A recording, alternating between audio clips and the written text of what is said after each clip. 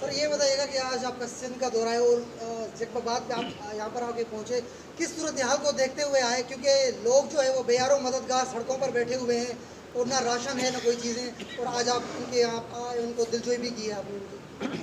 بسم اللہ الرحمن الرحیم۔ ہمارے سندھ کے زونل ذمہ داران اور صوبائی ذمہ داران نے ہمیں بتایا تھا کہ سندھ کے حالات بڑے مخدوش ہیں، وہاں کی عوام بہت پریشان ہے اور سیلاب نے کافی سارا جو سندھ کا حصہ ہے اس کو متاثر کیا ہے۔ لوگ بے یار و مددگار آسمان کے تلے، کھلے آسمان کے تلے بیٹھے ہوئے ہیں، تو ہم ان کا جو ہے وہ دکھ درد بانٹنے کے لیے بھی آئے ہیں، اور جو بن سکا اس کی امداد جو پہلے بھی ہمارے بھائیوں کے لیے پہنچ رہی ہے پورے پاکستان سے، انشاءاللہ مزید بھی امداد آ رہی ہے، اور جو ان کی ضروریات ہیں انشاءاللہ ہم کوشش کر رہے ہیں کہ ان کو پورا کریں۔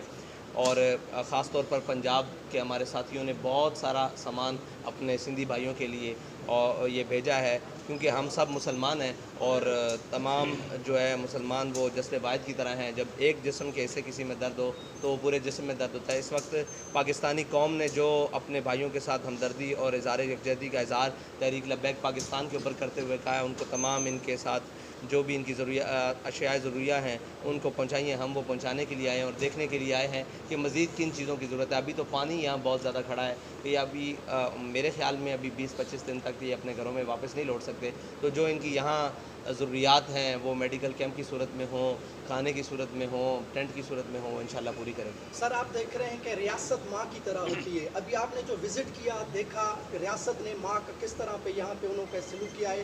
لوگ بے یار و مددگار سڑکوں پہ کھلے آسمان تلے تپتی دھوپ میں بیٹھے ہوئے ہیں۔ آرٹیکل 38 کے تحت ہماری ذمہ داری ہے ساری کی، جو ہم ٹیکس پیئر ہیں، پیٹرول، گیس، پانی، بجلی، حتیٰ کہ سوئی لیتے ہیں بھی ٹیکس لیتے ہیں۔ جب بھی ڈیزاسٹر آتے ہیں تو انہوں کو چاہیے کہ یہاں کے انہوں کی کفالت کرے۔ آپ نے دیکھا کس طرح سے حکومت پاکستان اور ضلع انتظام نے کفالت کی ہے۔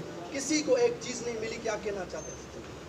دیکھیں جی، اگر آپ سسٹم کی بات کرتے ہیں تو سسٹم تو ہمارا سارا فیل ہو چکا ہے، وہ وفاقی حکومت کا ہو، صوبائی حکومت کا ہو، یا انتظامیہ مقامی انتظامیہ ہو، سارا سسٹم فیل ہو چکا ہے۔ مجھے بتایا گیا ہے کہ یہاں پر جو لوگ سیلاب میں آئے ہیں ان سے بھی بتے لیے گئے ہیں، اور ان کو بھی محفوظ مقام پر لے کر جانے کے لیے، ریسکیو کرنے کے لیے بتے لیے گئے ہیں۔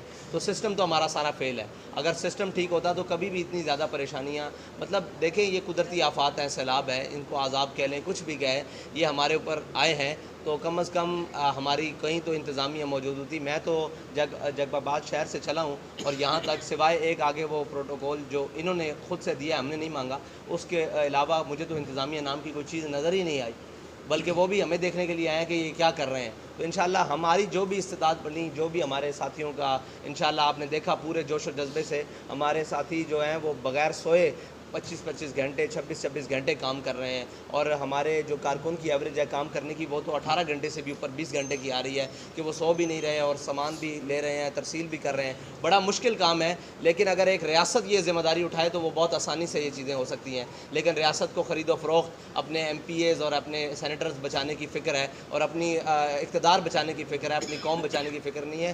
انہیں کیا احساس کہ اگر یہ قوم نہ رہی تو ان کی سیاست کیسے بچے گی، ان کی ریاست کیسے بچے گی۔ شریعت محمدی کے تحت یہ جو حالیہ برساتیں ہوئی ہیں NDVS نے تقریباً بہت ساری تباہی ہوئی ہے، لوگ بے گھر ہو گئے ہیں، پانی بہت کھڑا ہے۔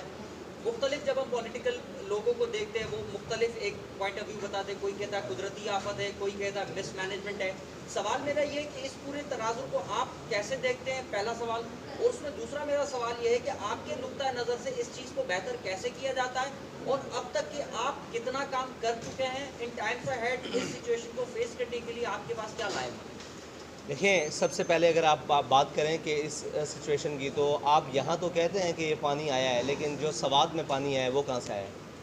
چلے یہاں تو مس مینجمنٹ ہوئی ہے، سوات میں پانی 12-12 فٹ، 15-15، 20-20 فٹ دریا سے اوپر آیا پانی، وہ بھی پانی آیا ہے۔ اس کے بعد اوپر والے علاقے جو بحرین ہے، ادھر پانی آیا ہے، کلام میں، ادھر سارا نام کیا، چارسدہ میں، تو بارشیں تو ہوئی ہے، سیلاب کا پانی بہت زیادہ اوپر سے نیچے آیا ہے۔ مس مینجمنٹ آپ یہ کہہ سکتے ہیں کہ اس پانی نے کہیں تو اپنا راستہ لینا تھا نا، تو مقامی انتظامیہ شاید ان کے پاس کوئی پلان ہی نہیں تھا۔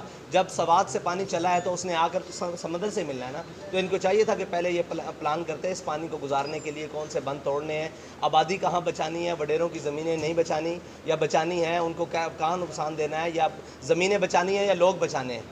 पहले ये फैसला करना था या वडेरों की फसलें बचानी है या जानें बचानी है, बच्चे बचाने हैं। तो ये इनका काम था पहले करते। अगर हमारे पास इंतज़ामिया होती तो इसकी हम पहले तैयारी करते।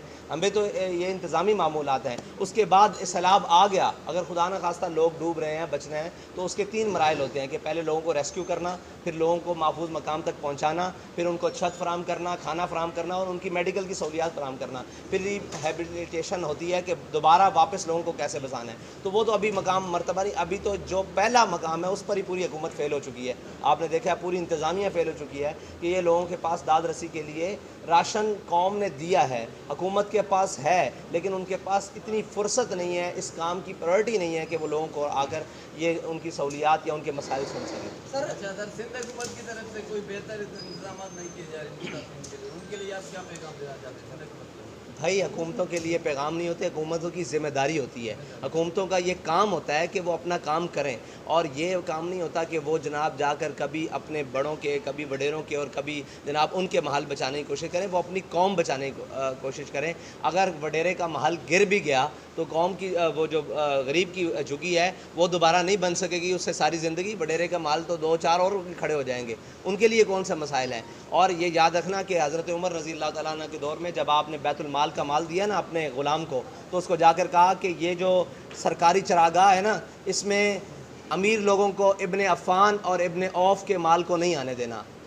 हज़रत उस्मान गनी और अब्दुर्रहमान बिन औफ़ के माल को नहीं आने देना, और गरीबों के माल को इसमें चरने देना। उसने पूछा जी क्यों? आपने फरमाया इब्ने अफ़ान और इब्ने औफ़ के पास इतना माल है कि अगर उनके जानवरों को चारा ना मिला तो वो ख़रीद कर डाल सकेंगे, लेकिन अगर गरीब के पास जो 10 गाय हैं, 5 बकरियां हैं, वो मर गई तो उमर उसको पूरा नहीं कर सकता। ये है हुकूमत का उसूल और ये है सिस्टम। इनको क्या ख़बर, ये तो हमेशा अपने इक़्तिदार और अपने जनाब उसकी जंग में। आप अभी भी देखें उनके कान पर कोई जूं रिंगी है, कोई देखें। ये हम नहीं कहते कि हर मकाम पर वज़ीर आला पानी के अंदर खड़ा हो, ये ज़रूरत नहीं है। उसकी इंतज़ामिया कहाँ है, उसकी हुकूमत कहाँ है, उसके पटवारी मशीर और सारे वो लोग कहाँ हैं, और जनाब कमिश्नर्स और इतना बड़ा निज़ाम। यहाँ पाकिस्तान के अंदर 22 महकमे हैं। जब डिज़ास्टर आता है तो तमाम महकमों को एक्टिव किया जाता है। ये 22 महकमों के लोग कहाँ हैं? हेल्थ वाले कहाँ हैं? ज़राअत वाले कहाँ हैं? बाकी जनाब जितने भी महकमे हैं जो ज़रूरतमंद हैं, लाइव स्टॉक वाले कहाँ हैं? कहाँ हैं वो लोग जिन्होंने इनकी मदद करनी है? वो कहीं हमें नज़र नहीं आ रहे, आपको भी नज़र नहीं आ रहा। बताएं कि आपने हज़रत उमर का हवाला दिया, तो आर्टिकल 61-62 के तहत जो सादिक और अमीन होंगे हमारे MPs MNAs होंगे, तो शरीयत मोहम्मदी के तहत क्या ऐसा निज़ाम देखते फिर आप?